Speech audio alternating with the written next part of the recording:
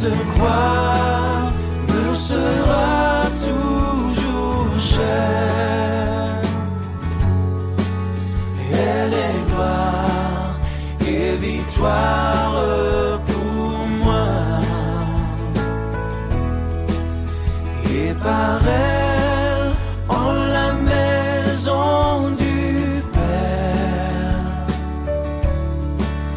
la couronne est offerte à ma foi. Et par elle, en la maison du Père, la couronne est offerte à ma foi.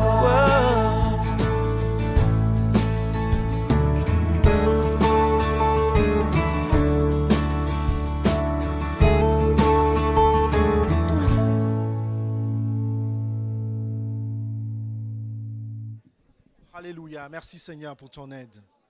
Alléluia. Gloire à Dieu. Gloire à Dieu.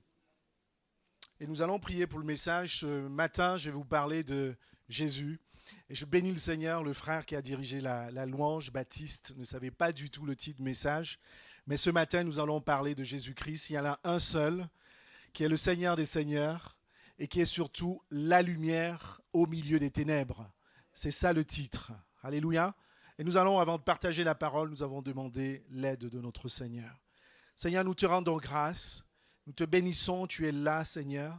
Tu t'es révélé ce matin comme étant l'ami fidèle, comme étant le premier-né de toute la création, comme étant, Seigneur, notre Sauveur. Tu t'es révélé comme étant Emmanuel, Dieu, Seigneur, avec nous. Mais tu es aussi, Seigneur, le Tout-Puissant, celui qui chasse, Seigneur, les ténèbres, parce que tu es Jésus-Christ, tu es la lumière du monde. Seigneur, nous te rendons grâce et nous te prions, ouvre nos cœurs et que tout esprit, Seigneur, d'égarement, Seigneur, d'incrédulité, soit chassé de ce lieu par le nom puissant du Seigneur Jésus-Christ. Seigneur, nous sommes là ce matin parce que nous croyons en toi, nous croyons en ta parole, nous croyons en la puissance de ta parole, Seigneur, dans nos cœurs, dans nos vies, dans nos pays, mais aussi, Seigneur, vis-à-vis des puissances des ténèbres.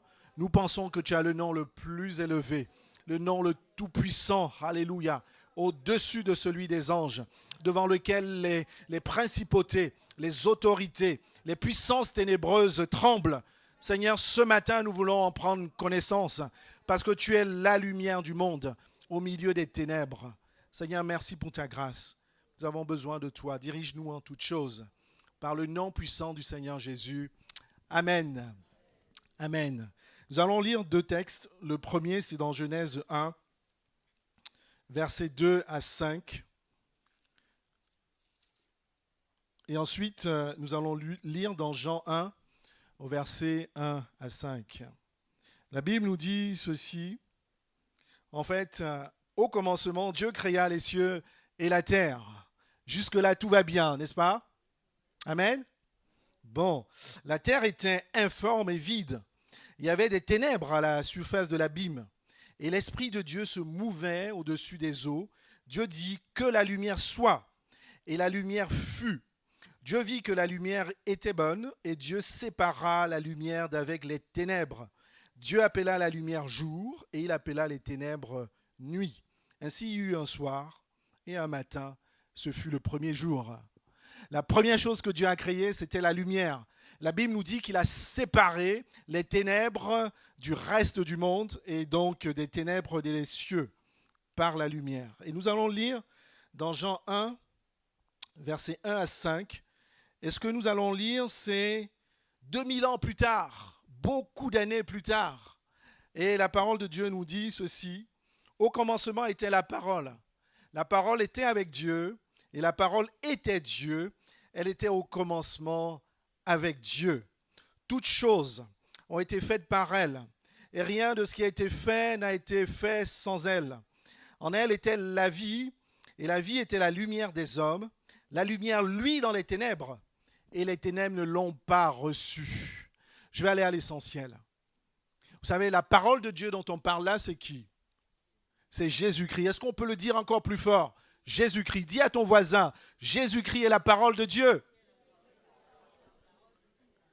Et ce matin, nous allons voir comment Jésus-Christ peut chasser les ténèbres. Beaucoup de chrétiens sont encore timorés, ils ont peur. Il y en a qui dorment même avec encore la lumière allumée parce qu'ils ont peur. Vous avez peur de quoi? Des moustiques? Des araignées? Du diable? Des ténèbres? Jésus-Christ chasse les ténèbres. Et j'ai envie de vous dire aussi qu'on vit malheureusement dans une société qui est plongée dans les ténèbres. Mais avant ça, je voulais vous parler de Sodome et Gomorrhe. Ézéchiel 16, versets 49 à 50, on ne va pas le lire. La Bible nous montre que Sodome et Gomorrhe vivaient dans l'orgueil, dans l'abondance et dans l'insouciance.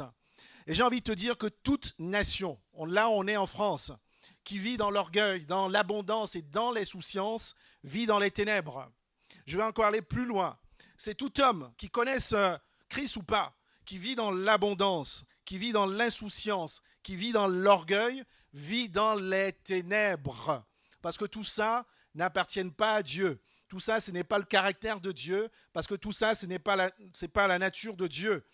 J'étais dans le métro cette semaine et je vois tout ce dont on parle dans les informations. Vous voyez, l'homosexualité, les transgenres, etc. J'étais assis à côté de, je ne sais plus s'il faut l'appeler homme ou femme, en tout cas c'était un homme dont les seins commençaient à pousser. Il était avec son copain, mais il était apeuré, tout gêné, il était totalement timide du regard des autres. Mais c'est la société dans laquelle on vit maintenant. Et toi, si tu le regardes, alors évidemment, on est toujours attiré par ce genre de choses. Non pas parce qu'on veut les juger, mais parce que c'est contre nature. Ce n'est pas la nature de Dieu. Mais si aujourd'hui, tu lèves ta bouche, tu ouvres ta bouche pour dire que tu condamnes l'homosexualité, ben c'est toi qui iras en prison. Mais j'ai envie de nous dire ce matin que tu dois ouvrir ta bouche parce que Jésus-Christ, non seulement lui, il est lumière, mais il dit que toi également, tu es lumière. Nous, enfants de Dieu, lumière, on doit prendre position sur ces choses-là. Dieu n'aime pas l'homosexualité, mais il aime l'homosexuel. C'est ça que nous devons dire à ceux qui sont dans le péché. Alléluia. Et il y a tellement de choses, vous avez vu qu'il y a quelques semaines, et le chrétien doit être informé de tout ça. Il y a quelques semaines, il y a la loi sur la fin de vie qui a été votée. Qui sait ce que c'est? Voilà, on va en parler tout à l'heure. Ce n'est pas si facile comme sujet, mais nous devons être positionnés là-dessus, basés sur la parole de Dieu, pas sur nos émotions, pas sur notre culture, pas sur quoi que ce soit, basés sur la parole de Dieu. Je vous en parle, mes bien-aimés, parce que nous vivons dans un monde qui est dans les ténèbres. Et j'ai envie de te dire que, en fait, Dieu, il le sait depuis la création du monde. Et nous avons lu ce passage dans Genèse. Est-ce que vous me suivez? Dieu a créé la lumière. Il a séparé les ténèbres du reste des cieux. Parce que la lumière ne pouvait pas cohabiter avec les ténèbres. Alléluia. Et Dieu le savait. Et 2000 ans après, il annonce Jésus comme étant la lumière du monde. Et j'ai envie que ce matin, que tu saches dans ton cœur, dans ta vie de chrétien, que tu as une puissance en toi qui peut chasser les ténèbres, qui s'appelle Jésus-Christ. Parfois, on est trop comme des chrétiens gnangnan, trop gentils, trop comme ça. Oui, on peut être gentil avec nous, mais pas gentil avec le diable. Et pour que tu ne sois pas gentil avec le diable, il faut que tu saches qui est en toi. Celui qui est en toi, il est plus grand, plus fort que celui qui est dans le monde. Il y a des chrétiens, on leur raconte des histoires, des oncles, des tantes, des gens qui font des pratiques divinatoires, ils ont peur. Tu as peur de quoi? Tu es la lumière du monde. Jésus est la lumière du monde. Il vit en toi. La première chose que Dieu a créée, ça a été la lumière. Alléluia. Parce que la parole de Dieu, je vais vous dire pourquoi. Dieu, il a d'abord créé la lumière. Vous savez, la Bible nous dit qu'il y avait d'abord, Dieu était là, il a toujours existé. Mais la première chose, la Bible nous dit qu'il y avait les ténèbres. Mais Dieu, le premier élément, quand vous relisez votre Bible, que Dieu a créé, c'est la lumière. Pourquoi? Parce que ce n'était pas possible de vivre au milieu des ténèbres. Et la Bible nous dit qu'il a créé la lumière et les ténèbres ont disparu. Il y a eu le jour et la nuit. Les deux ne se mélangent pas. Alléluia. La lumière et les ténèbres ne se mélangent pas. Vous savez, il y a aussi, Dieu a créé la terre par la suite et ainsi de suite. Ensuite, la Bible nous dit que sans la lumière, la terre était informe et vide. Informe, ça signifie qu'elle n'avait pas de forme, elle n'avait pas de sens, la terre. Et j'ai envie de te dire aussi, que tu sois chrétien ou pas, je sais que tu me suis. Si tu ne connais pas le Seigneur Jésus-Christ, tu es informe, tu n'as pas de sens, ta vie n'a pas de sens. Alléluia. C'est comme ça qu'était la terre. Et la terre était aussi vide. Vide, ça signifie qu'il n'y avait pas de contenu, il n'y avait pas de substance, parce que Dieu n'avait pas encore créé toutes ces choses-là. Il n'avait pas créé les arbres, les hommes, et ainsi de suite. Et je te dis aussi ce matin, si tu ne connais pas Dieu, et si tu ne connais pas Jésus-Christ, ta vie est vide. Il n'y a rien dans ta vie. Qu'importe tes diplômes, qu'importe ton âge, qu'importe ton compte bancaire, ta vie est vide, il n'y a pas de substance. Tu n'as pas d'espérance de la vie éternelle. Tu ne sais pas où tu vas. Et c'est pour ça que Dieu a créé la lumière. Vous savez, Dieu est vraiment sage. Et on peut déjà tirer un enseignement de cela. On a tous fait au moins jusque l'école primaire, la science. On sait que les plantes avaient besoin de lumière. C'est pour ça que Dieu a créé d'abord la lumière. Vous savez, les plantes, c'est la photosynthèse. C'est par la lumière qu'elles croissent. Ensuite, elles se développent. Et les animaux mangent les plantes. Les hommes aussi ont besoin, le corps humain a besoin de la lumière. Vous connaissez la mélatonine? C'est ce qui nous permet, c'est ce qui gère le sommeil. Quand la journée, quand il y a de la lumière qui se lève, eh bien la mélatonine bloque, c'est l'hormone du sommeil. Elle se bloque pour que tu puisses éveiller, que tu puisses te dire « Oh, merci Seigneur, merci pour ce beau jour. Alléluia. Je me lève, je glorifie ton nom. Je prépare mon cœur pour venir dans la maison de Dieu. » Et ensuite, le soir, eh bien, quand la lumière diminue, la mélatonine aussi se libère pour que tu puisses bénéficier du fruit de ton travail. Parce que tu as beaucoup travaillé dans la semaine et tu dois te reposer. Je vous en parle parce que c'est Dieu qui a créé tout cela. Et écoutez bien tout ce que je vous dis parce que, en effet, vous allez voir, tout cela a un sens. La lumière a beaucoup de fonctions. La lumière nous aide à faire quoi? Aidez-moi. Naturellement, là. À voir, à regarder, à nous diriger. Vous voyez? Et vous comprenez, quand on n'a pas la lumière, on ne peut pas voir. On ne peut pas se diriger. On ne peut pas faire de bons choix.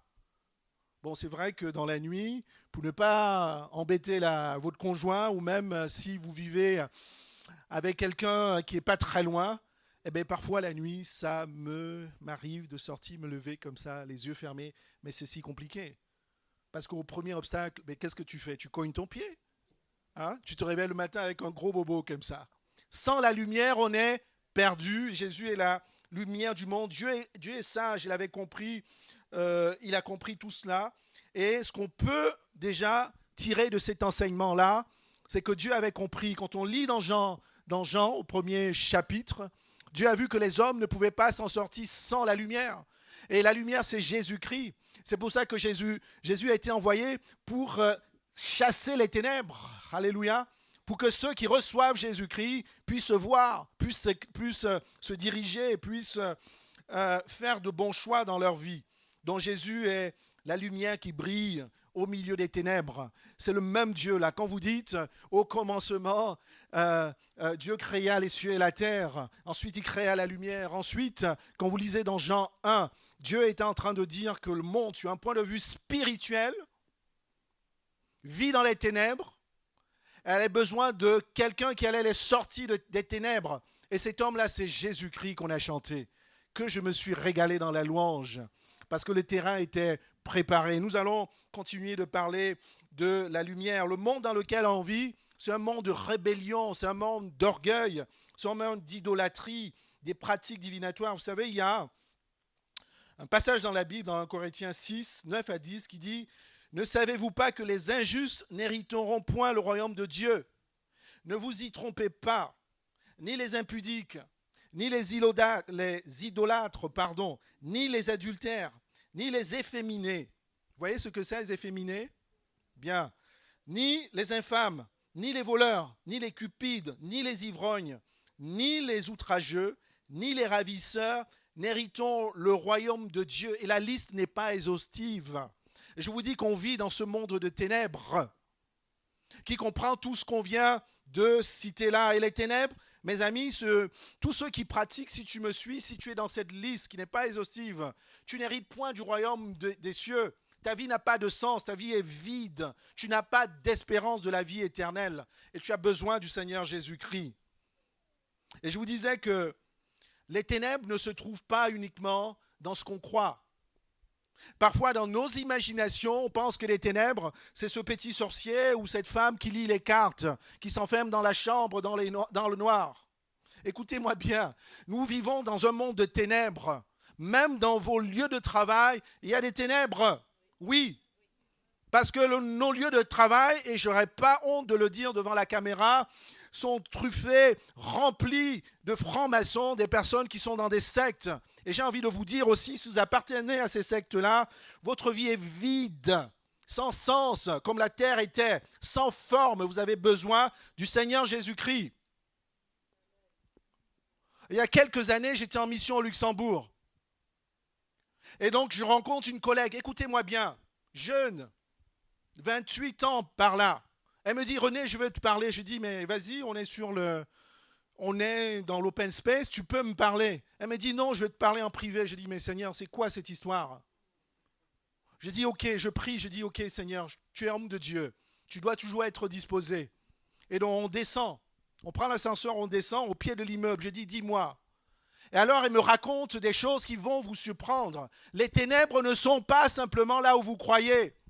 À 28 ans, elle me pose la question. Je veux te voir parce que je sais que tu es un homme de Dieu. Est-ce que ce que je pratique dans la nuit, c'est quelque chose qui est admis par Dieu? Et là, elle me raconte que toutes les nuits, elle se transforme en renard et qu'elle voyage pour aller visiter. Mais je dis, mais de quoi tu me racontes? Tu te transformes en quoi? Elle me dit, oui, en renard. Je dis, depuis quand ça date? Elle me dit, depuis que je suis petite, depuis mes 10 ans. Mais d'où ça te vient? C'est son père qui l'a initié à cela, parce que sa grand-mère a initié son père, qui a initié son père. Je dis, mais comment ça se passe? Tu vis avec qui? Elle dit, j'ai un conjoint. Est-ce qu'il sait? Est-ce qu'il est au courant de ça? Oui. Oui, il ne connaît pas le Seigneur. Pour lui, c'est une expérience magnifique. Mais il ne sait pas quelles en sont les conséquences.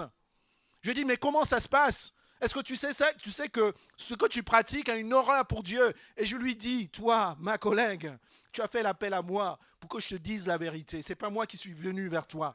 Tu as fait l'appel à moi pour que je te parle de Jésus-Christ. Je ne vais pas passer par 4000 chemins, mais je suis en train de te dire que tu souffres et que tu es sous l'emprise des ténèbres. 28 ans, dans l'apparence normale, vos collègues, oui. Et je lui dis, mais c'est une horreur. Elle me dit, non, ma grand-mère, quand elle le faisait, elle ne faisait pas de mal, c'était pour protéger. J'ai dit, non, mon œil, non, non, arrête. Le diable n'est pas là pour nous faire des cadeaux. Il n'est pas là pour nous protéger. Et ça, vous pouvez le dire à vos cousins, à vos amis qui continuent à consulter, entre guillemets. Quel que soit ce qu'ils entendent, même le diable peut dire la vérité. Il peut révéler des choses véridiques. Vous savez ça, la Bible nous dit qu'il sait se transformer en ange de lumière. Et je nous dis, chrétiens encore, on a une grande responsabilité. Ce que je vous raconte, on ne me l'a pas raconté, je l'ai vécu. Alors j'ai dit à cette collègue-là, écoute, finalement je comprends pourquoi je suis venu au Luxembourg. Il y avait le travail, etc. Mais je suis venu te dire que tu es dans les ténèbres et que tu dois te sortir de là. Et je lui ai dit, est-ce que je prie pour toi? Les ténèbres, la lumière est venue au milieu des ténèbres. Et les ténèbres l'ont rejeté. Parce que la lumière n'aime pas les ténèbres. Elle a fait un saut, un bond en arrière. Parce qu'elle a entendu parler Jésus-Christ. Elle a refusé que je prie pour elle. Est-ce que vous croyez que ça, c'était naturel? Jésus-Christ est la lumière du monde. Nous devons être conscients de ce nom que nous portons. Un jour, vous êtes passé par les eaux de baptême. Aujourd'hui, vous venez à l'église. Mais vous avez un nom au-dessus de tout nom. Les démons tremblent au nom de Jésus-Christ. Nous l'avons chanté, mais c'est une réalité. Alléluia. Quand on lit dans Matthieu, dernier chapitre, en mon nom, vous ferez quoi? Vous chasserez les démons. Au nom de Jésus-Christ, les démons, les ténèbres s'enfuient. Parce que la lumière et les ténèbres ne se mixent pas. Pas possible. Au commencement, Dieu créa la lumière. Et la lumière a séparé le jour et la nuit. Alléluia. Les ténèbres, C'est une réalité. Nous sommes remontés et j'ai continué de prier pour elle. Et quand on est remonté sur le plateau, la vie a continué. Personne qui était là ne savait ce qu'elle vivait, cette jeune femme-là. 28 ans, tous les soirs. Elle dit non, j'attends que mon conjoint, il dort et c'est à ce moment-là que je sors, je me balade, je vais dans la forêt, je visite les familles, ainsi de suite. Seigneur, quelle atrocité! La bonne nouvelle, mes amis, c'est que Jésus est la lumière du monde. Nous devons le savoir et nous avons lu dans ce passage. Jésus-Christ est venu séparer les ténèbres de la lumière, parce que lui-même, il est dans la lumière. Et puis je vous ai dit tout ça, tout ce que quand Dieu dit que le monde était vide, sans forme, et spirituellement, c'est ça. Ceux qui n'ont pas Jésus-Christ, je vous l'ai déjà dit, mais dites-le cet après-midi. Vous êtes vide et sans forme. Revenez simplement à la Genèse. Parce que Dieu a écrit toute l'histoire, toute notre histoire depuis la Genèse. Alléluia. Il savait que l'homme allait chuter, que le diable allait prendre l'emprise sur la chair de l'homme. Mais il savait qu'il allait envoyer son fils Jésus-Christ afin qu'il écrase, alléluia, que son talon écrase la tête du serpent. Et ça, il a dit. Alléluia, il a dit à Adam et Ève. Donc c'est une réalité. Et dans tout ça, ça nous pousse aussi à faire attention à ceux que nous fréquentons. Je parle à tout le monde, les jeunes comme les moins jeunes. Vous ne savez pas. Et c'est pour ça que nous devons prier. Je vous parle des choses pratiques pour avoir l'esprit de discernement. Seigneur, aide-moi à discerner ces choses-là. Tu as un collègue, un ami, il est très sympa. Oui, mais tu sais comment il vit? Tu sais ce qu'il pratique? Tous ces cols blancs-là, qui sont dans la franc-maçonnerie, alors qu'ils vivent dans le monde des ténèbres, ils sont très beaux. Ils ont des chemises blanches, des cravates. Ils ressemblent à tout le monde. Parce que le diable agit comme un ange de lumière. Et mets-toi, nous, moi aussi je suis compris. Qu'est-ce que tu vas faire? Comment tu vas réagir? Est-ce que c'est avec ton intelligence? Non. Est-ce que c'est avec ta sagesse? Non.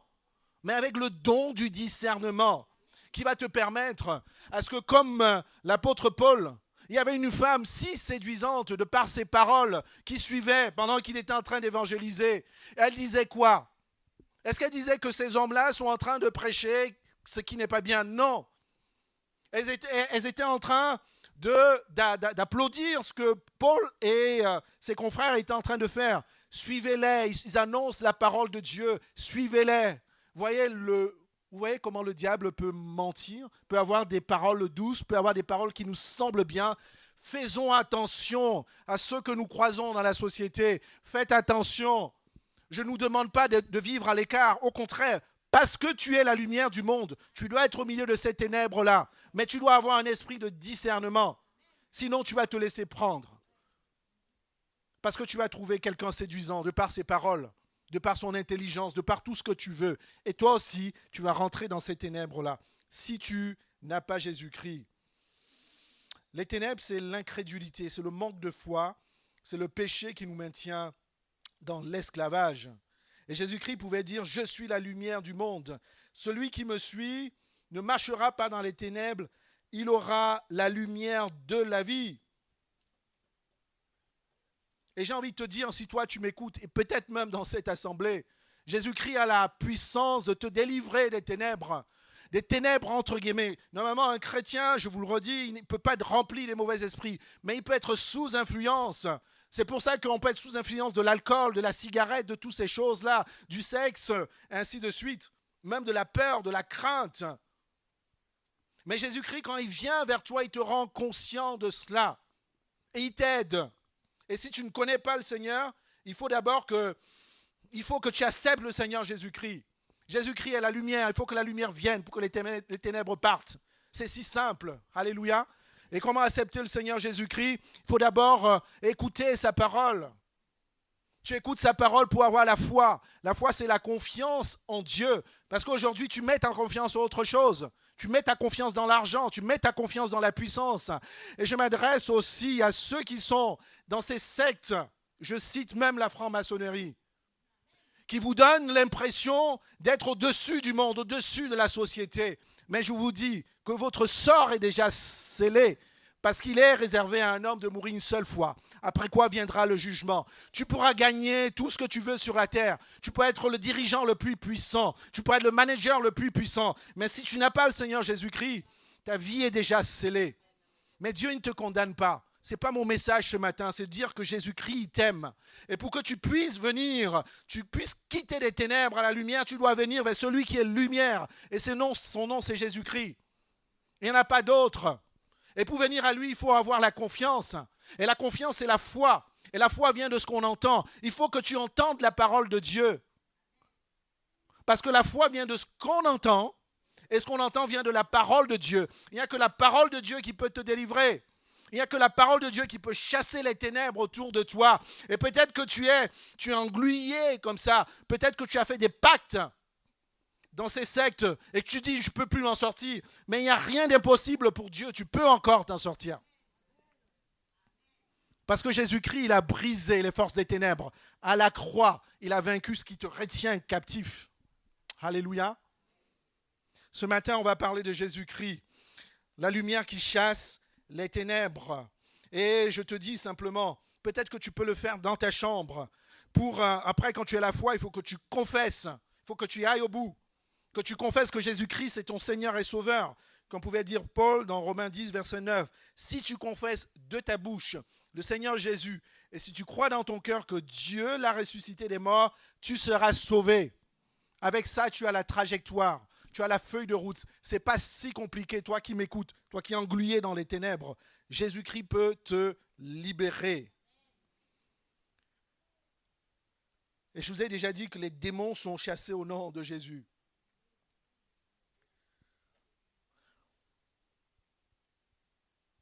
Je vous ai déjà parlé de beaucoup de choses. Et j'ai envie de te parler de toi-même. Dans Matthieu 5, 14 à 16, vous êtes la lumière du monde. Une ville située sur une monte ne peut être cachée. On n'allume pas une lampe pour la mettre sous le boisseau, sous un couvercle. Mais on la met sur le chandelier. Elle éclaire tous ceux qui sont dans la maison. Que votre lumière luise ainsi devant les hommes, afin qu'ils voient vos bonnes œuvres et qu'ils glorifient votre Père qui est dans les cieux. Et j'ai envie de te dire que depuis que tu as accepté le Seigneur Jésus-Christ, toi aussi tu es la lumière. Alléluia. Et parfois, et je le dis aussi fort, il y a des chrétiens qui ne sont pas conscients de cela. À partir du moment où tu acceptes le Seigneur Jésus-Christ, il te permet de sortir des ténèbres. Parce que lui-même, il est lumière. Il t'envoie son Saint-Esprit qui est lui-même, qui est l'Esprit de Dieu, qui est l'Esprit de Christ, mais aussi qui est l'Esprit de lumière. Alléluia. Et toi, tu peux être aussi lumière. Et Dieu te transforme. Et ça, c'est la marche du chrétien. Peut-être que ta lumière ne brille pas encore assez. Mais il y a trop de chrétiens timorés, trop de chrétiens timides, qui n'osent pas ouvrir leur bouche par crainte, par peur, par honte. Jésus écrit a dit que si vous avez honte de moi, moi aussi j'aurai honte de vous. Je n'ai pas envie, moi.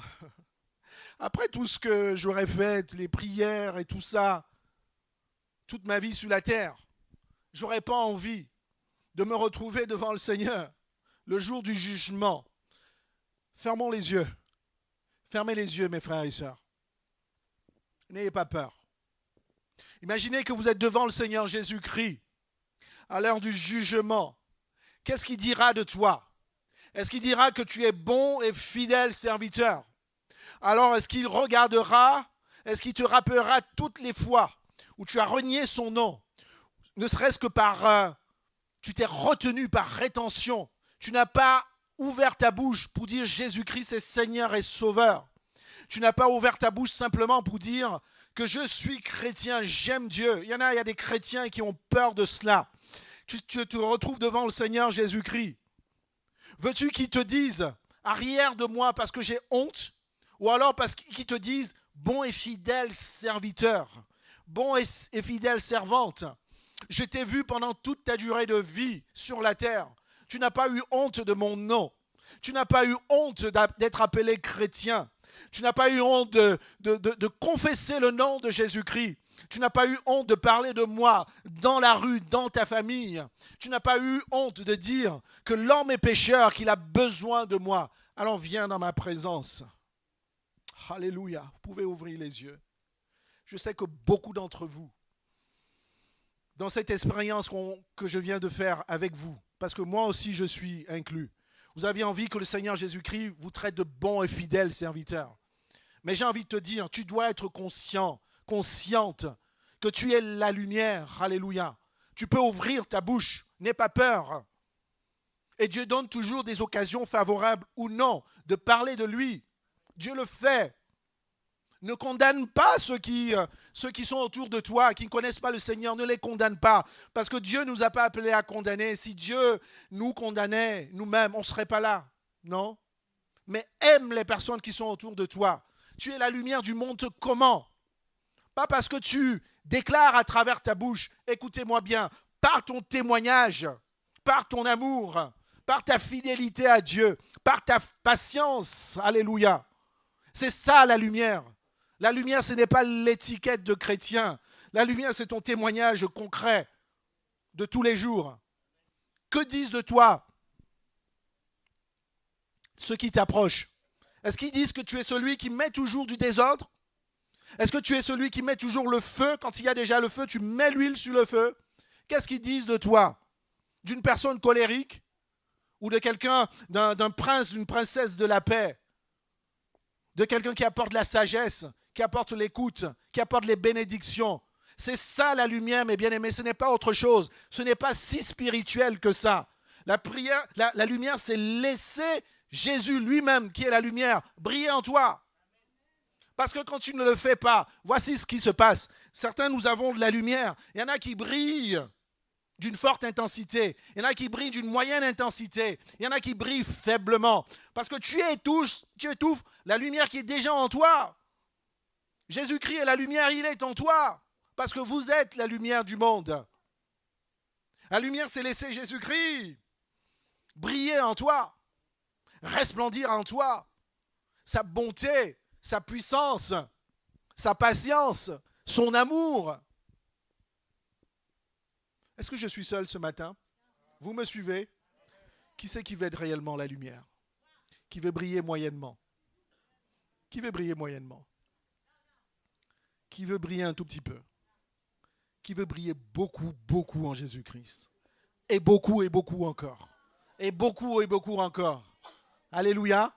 Vous êtes la lumière du monde. Et donc je disais, ta lumière ne doit pas être cachée. Je disais aussi que ta lumière brille au niveau des ténèbres. Je t'encourageais aussi à prendre position sur des choses. Et là, je reviens sur cette loi de la fin de vie. Ce n'est pas si simple. Moi, j'ai été proche de quelqu'un qui, et même on l'a eu des gens dans l'église, qui était en fin de vie. Seigneur, comment faire? C'est-à-dire que les médecins, aujourd'hui, ont tout essayé. Et là, il n'y a plus de solution. Et cette loi-là, qu'est-ce qu'elle dit? C'est que la personne qui est en souffrance a le droit de demander la mort. Et si elle ne peut pas, quelqu'un qui est proche de cette personne peut demander la mort. Et comme la loi est si subtile, elle dit, bon, parce que entre nous, concrètement, quelqu'un qui est en fin de vie, c'est pas lui qui va appuyer sur le bouton pour mourir, n'est-ce pas? Quand on va administrer ce truc-là. Mais la loi dit que c'est la personne qui doit l'appuyer. Mais comment ça va être possible? Puisque la personne est en fin de vie. Et cette loi dit, si jamais elle ne peut pas, eh bien c'est le médecin qui a grande responsabilité. J'ai écouté des médecins, des infirmières. Le sujet est vraiment à controverse. Qui dit, mais nous, on veut travailler pour la vie. On veut donner la vie. On est payé pour trouver des solutions pour la vie jusqu'au bout. Je vous dis, le sujet n'est pas simple. On a eu des personnes en fin de vie. Et moi-même, dans ma famille, j'ai vu des personnes en fin de vie. Mais nous, la lumière du monde, prenons toujours position, pas en fonction de nos émotions, mais revenons à la parole de Dieu. Sinon, on va être dans une confusion terrible. Et je vous dis, il y a peut-être 2 ou 3 semaines, cette loi a été votée. Mais observons comment vont être les pratiques dans les hôpitaux. Est-ce que tout ce corps médical, les médecins, les infirmiers, tout ça, est-ce que c'est des gens qui sont remplis de l'Esprit de Dieu? Qu'est-ce qui va les éclairer pour qu'ils prennent la bonne décision? C'est pas si simple, hein? Et donc revenons à la parole de Dieu, je nous en parle, on ne va pas rentrer dedans, le sujet n'est pas simple, parce qu'il y a des cas où on se dit Seigneur, ta grâce, mais revenons simplement à la parole de Dieu qui va nous éclairer. Quand on lit dans Psaume 139, 13, 16, c'est David qui écrivait, en parlant de Dieu, c'est toi qui as formé mes reins, qui m'as tissé dans le sein de ma mère. Je te loue de ce que je suis une créature si merveilleuse. Tes œuvres sont admirables, et mon âme le reconnaît bien. Mon corps n'était point caché devant toi, lorsque j'ai été fait dans un lieu secret, tissé dans les profondeurs de la terre. Quand je n'étais qu'une masse informe, tes yeux me voyaient, et sur ton livre étaient, et suivez-moi bien, tous inscrits les jours qui m'étaient destinés avant qu'aucun d'eux existât. Ça signifie quoi en d'autres termes? C'est-à-dire c'est Dieu qui connaît la durée de nos vies. Je ne sais pas moi si ça soit 75, 76, 80, 114, j'en sais rien. Et ce qu'on est en train de faire à travers cette loi, qui n'est pas si facile, c'est de donner le pouvoir à des hommes de décider à quel moment un homme peut mourir. Alors que Dieu, lui, il a un temps pour chacun. Vous voyez? Et je vous en parle pour que c'est un sujet d'actualité, que nous prions pour cela, que nous recherchions la voix de Dieu, que nous recherchions l'éclairage de Dieu par rapport à cela. Et quand on lit même dans 1 Corinthiens 6, 19 à 20, on comprend que nos corps sont si précieux et appartiennent à Dieu. La Bible nous dit, ne savez-vous pas que votre corps est le temple du Saint-Esprit qui est en vous et que vous avez reçu de Dieu et que vous ne vous appartenez point à vous-même. Quand on reçoit le Seigneur, notre corps est si précieux. On ne nous appartient plus nous-mêmes, on appartient à Dieu. Je ferme la parenthèse pour vous dire que ça sera nos sujets de conversation au travail, avec vos clients et ainsi de suite. Mais il faudrait que nous soyons positionnés sur la parole de Dieu et que nous ne laissions pas emporter par nos émotions. Amen. Donc je ferme cette parenthèse juste pour nous rappeler quand nous avons la vérité, surtout la lumière. Alléluia. Et je vais aussi nous encourager à marcher dans la lumière. Ce sera mon dernier point.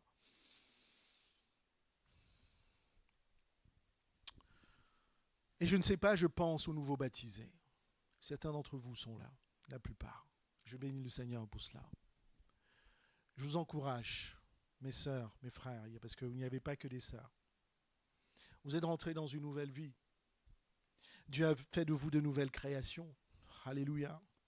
Maintenant, quand vous regardez dans le miroir, vous n'êtes plus la même que ce que vous étiez spirituellement. Alléluia. Maintenant, c'est le début d'une histoire. Vous êtes sauvés par votre foi. Mais vous devez grandir dans le Seigneur. Le connaître davantage, rester attaché à lui. Grandir dans le fruit de l'esprit. Le fruit de l'esprit, c'est si simple, c'est le caractère de Christ. Vous devez grandir dans ces choses-là. Dans la patience, dans la joie. Alléluia. Vous devez grandir dans ces choses-là. Et pour grandir dans ces choses-là, je vous encourage à rechercher les choses de Dieu. Vous êtes rentré dans la famille de Dieu depuis le moment où vous avez dit merci Seigneur. Vous êtes rentré dans la famille des gens qui cherchent Dieu à travers la prière, à travers le jeûne et la prière, à travers la communion fraternelle, à travers l'évangélisation. Et c'est tout ça, je vous encourage, jeunes baptisés, à vivre pleinement votre vie chrétienne. Et c'est là que vous allez être beaucoup plus encore dans la joie. Alléluia. Il est beau les pieds de ceux qui annoncent l'évangile. Il est beau les pieds de ceux qui vivent selon l'évangile. Il est beau les pieds de ceux qui aiment le Seigneur Jésus-Christ. Il est beau de ceux qui rêvent du Seigneur Jésus-Christ, qui agissent selon lui, qui pensent selon lui et qui marchent selon sa parole. Qu'il est si beau. Et c'est ça que le Seigneur nous appelle à vivre tous, afin que nous soyons vraiment des hommes et des femmes de lumière et que des ténèbres soient chassées autour de nous. C'est si simple les ténèbres. Et je vous disais, les ténèbres, ce n'est pas là où on pense, c'est tout autour de nous. Et on peut être sous influence. Et donc nous devons rester attachés à la parole. Ça ne sera pas, comment le dire, vie nouvelle, vous le savez, on doit rester attaché à la parole de Jésus. On a eu un visiteur ici, je ne sais pas pourquoi je parle de ça. Il disait, je suis rentré, ça a été la première fois.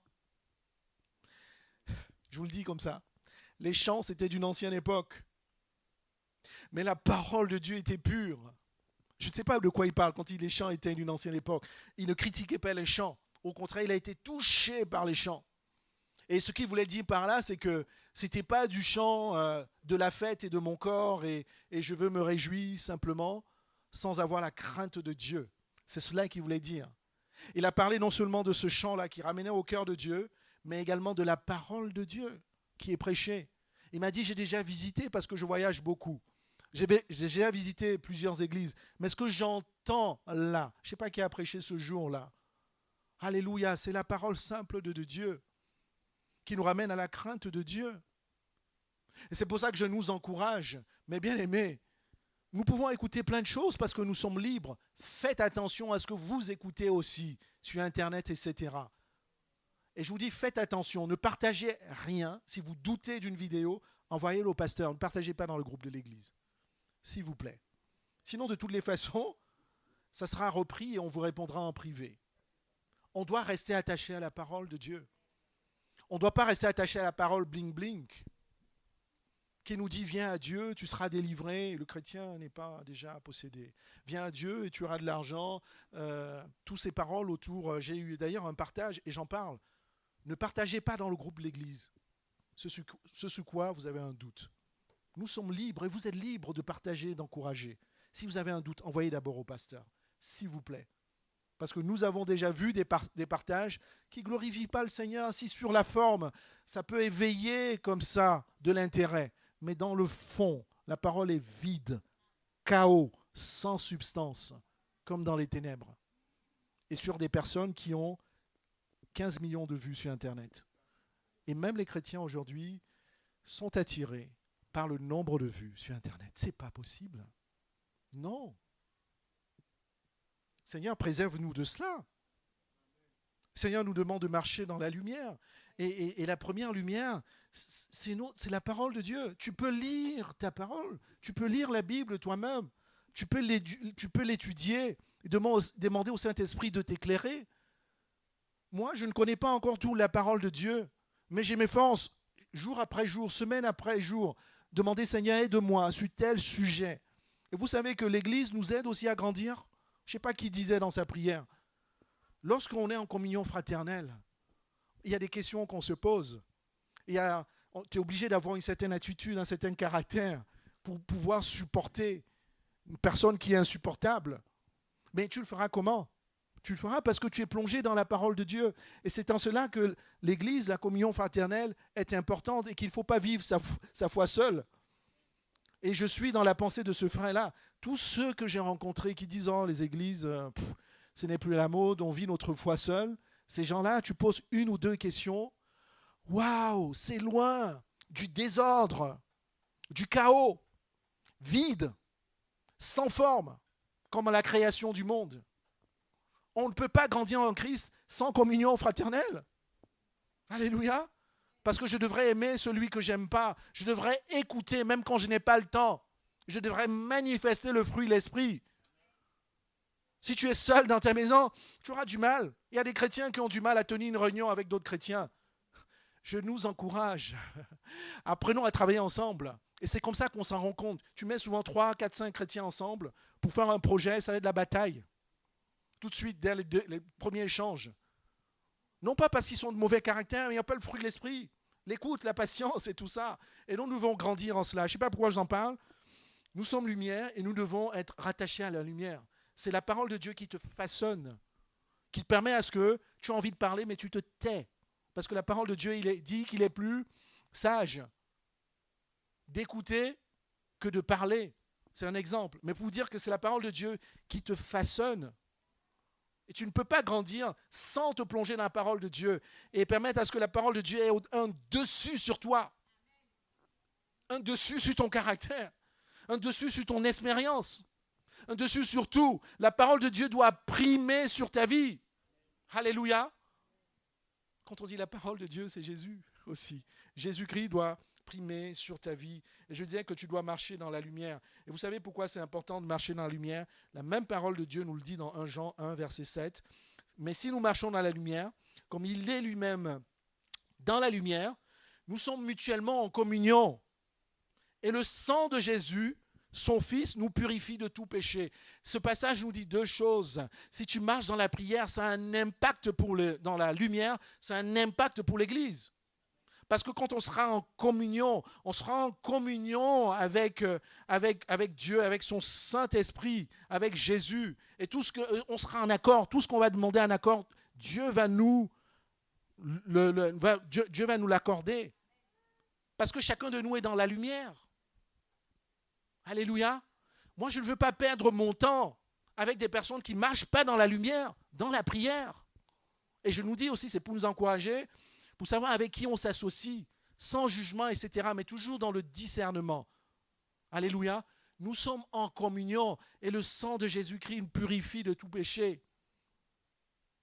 Et la Bible te dit aussi, non seulement c'est un impact pour l'Église, mais c'est un impact pour ta vie de prière et ta vie personnelle avec le Seigneur. Et il y en a qui ont beaucoup de difficultés dans leur vie spirituelle. Je ne dis pas que c'est la seule raison. C'est parce que tu ne marches pas dans la lumière, mon frère, ou ma soeur, tu veux mélanger, tu mélanges trop de choses. Si nous marchons dans la lumière, nous sommes en communion. Et le sang de Jésus purifie tout péché. Si nous marchons dans la lumière, nous sommes en communion. Et le sang de Jésus-Christ nous purifie de tout péché. Si nous marchons dans la lumière. C'est la parole de Dieu. Et Dieu, il exécute tout selon sa parole. Ne soyez pas surpris qu'il y a des choses qui ne fonctionnent pas dans votre vie. Vous ne pouvez pas être en communion avec Dieu sans marcher dans la lumière.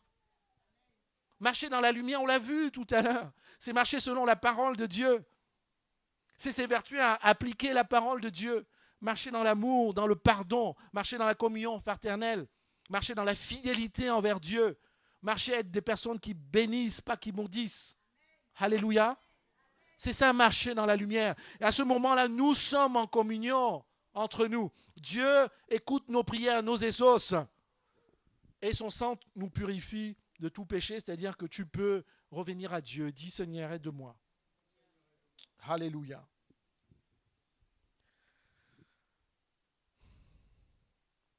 Est-ce qu'on peut se tenir debout?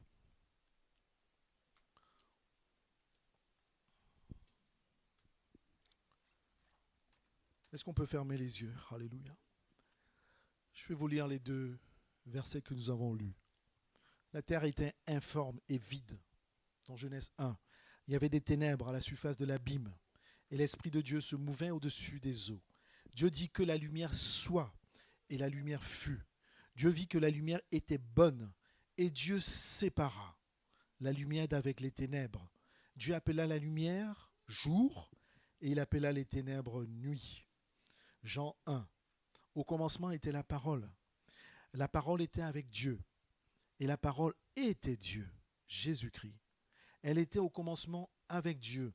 Toutes choses ont été créées par elle et rien de ce qui n'a été fait sans elle. En effet, était la vie, alléluia, au milieu du chaos, au milieu du vide, au milieu du manque de forme. En elle était la vie, et la vie était la lumière des hommes. La lumière, lui, dans les ténèbres, et les ténèbres ne l'ont point reçue. Je sais que ce matin, tu as écouté la parole de Dieu, et je vais faire appel, et nous allons prendre le temps de prier pour cela. Parce que nous sommes là ce matin pour que la parole de Dieu, lumière de Dieu nous libère. Tu es sous l'influence des ténèbres. On n'est pas en train de dire que tu es sous les ténèbres, mais tu es sous l'influence des choses qui t'éloignent de Dieu de façon subtile et tu te sens faible et tu as besoin de Dieu. Dieu te dit, viens devant mon frère et ma soeur.